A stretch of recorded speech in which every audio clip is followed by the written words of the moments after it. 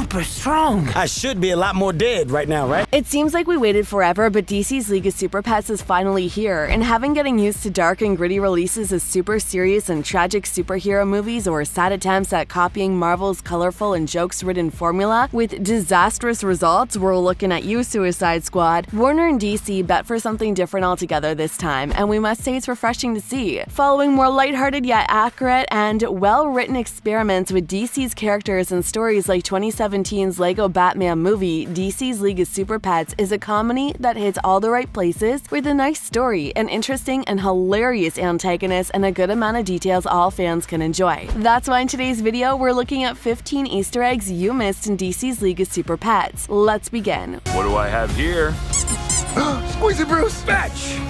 We know we're Metropolis because we see the Daily Planet in the city streets, but imagine being Superman and having songs written about you in another universe, our universe. Well, it seems like Supes knows how to show some appreciation to his fans across the multiverse because in one of the scenes, he's totally listening to I Am Superman by the band R.E.M. Oh, and we can totally confirm this is a timeline where people have already seen some of Superman's mightiest adventures because KRYPTO name drops the General from KRYPTON. I'm not really great with animals. Yeah, I'm not really great with people. Probably because of my traumatic puppyhood. But contrary to the premise of Zack Snyder's Batman vs. Superman, where they seem to think only one of them can exist in the same planet, we have a lot of Batman influence in this reality as well. We can see that he's a well-established and respected superhero, who even has a line of licensed toys, and in his Bruce persona he's got all kinds of businesses, like a clothing line and all kinds of consumer electronics made by Wayne Enterprises, as we can see TVs, microwave ovens, and even electronic devices with the Wayne logo on them. You have to go rescue him. Fine. You got yourself a super team. Nobody can hide from the snoot of justice.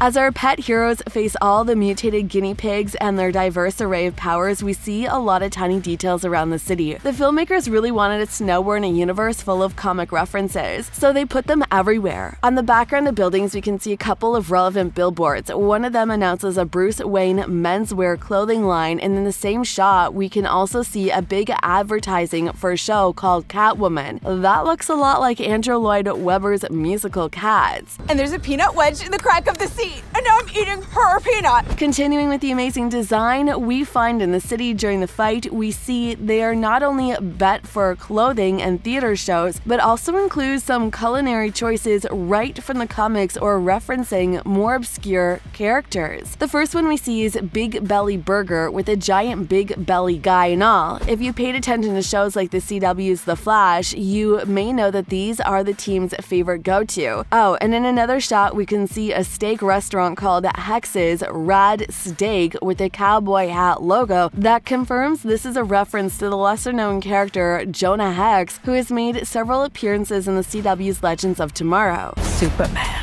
I am Lulu, and you will kneel before me. We have to say that even when we had our doubts about her and when we saw her in the trailers, we totally loved the cute and maniac bald psycho killer that is Lulu. She's relentless, scary, and hilarious, all in one little pink crazy package. She does these creepy things where she references cult films like Nightmare on Elm Street when she starts singing 1, 2, Freddy's Coming For You. Talk about creepy. On the other hand, we have that tiny and super adorable killing machine called Whiskers, who references cult classics The Warriors when she says super pets come out to play. What?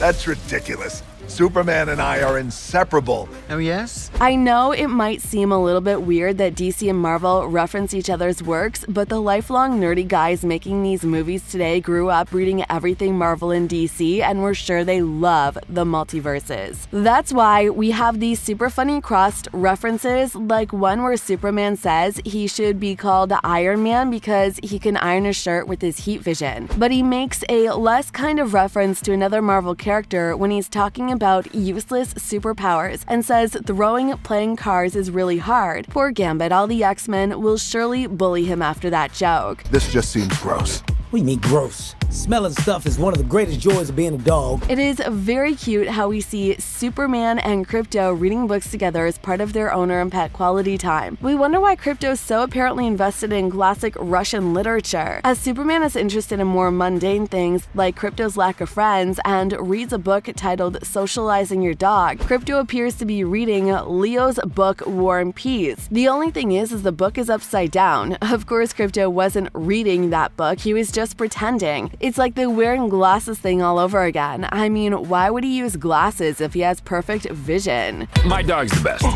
but he's not the greatest with other animals. If you're paying attention to the film's score, you'll not only hear the original compositions made for the movie by Steve, but you'll also find that he included several fan-favorite tunes from across DC's past live-action adaptations. Some of the themes we hear are Danny's Batman theme, John's Superman theme, and the two famous Wonder Woman tunes, the one from the 2017 movie and the one from the 1970s TV show. The mighty oink!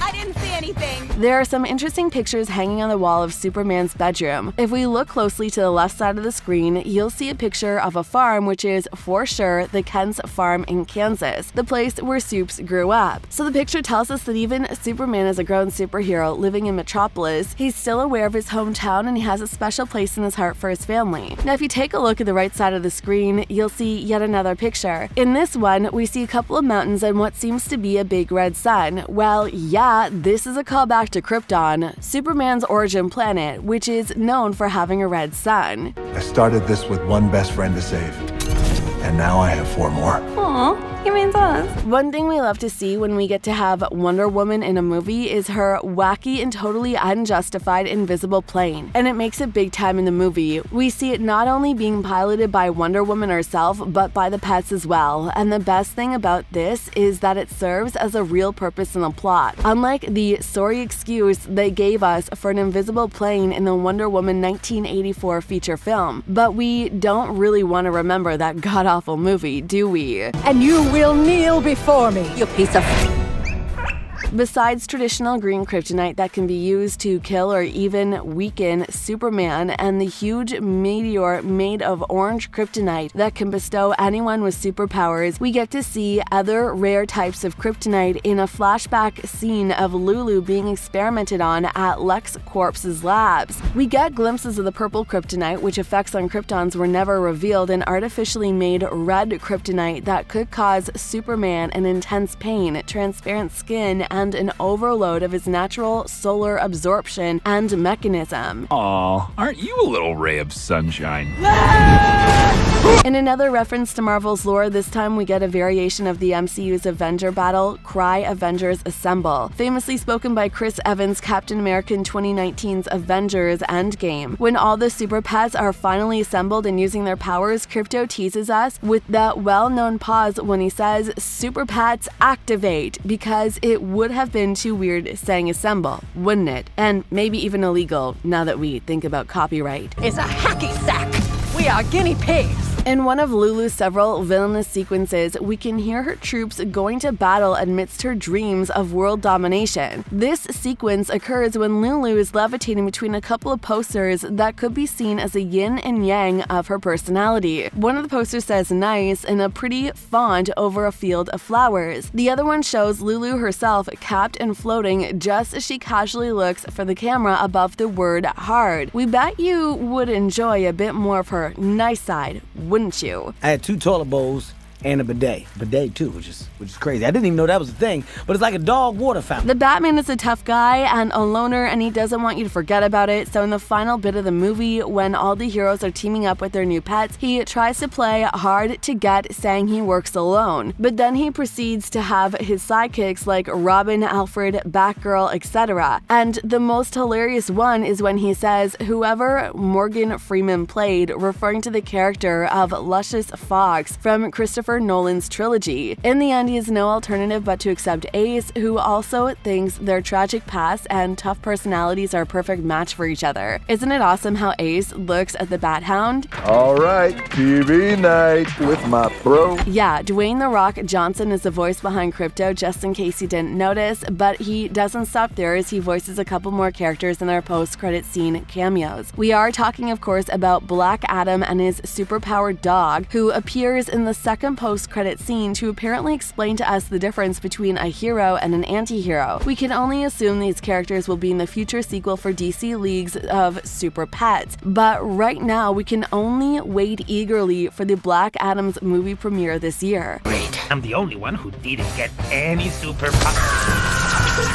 We're sure there are more Easter eggs that we missed. These movies are so well thought out and details these days that writers and animators enjoy putting everything they can think of in these movies. And we're thankful for all the hard work and for giving us a story that feels consistent with the universe. But anyways, that's all for today's video. Make sure you check out our channel for more content about DC League of Super Pets because we will be uploading a lot more videos about this movie. And of course, don't forget to like the video, subscribe to our channel, and turn your notifications on by hitting that little bell if you keep wanting to receive awesome content like this. They have a certain duty to use that power to...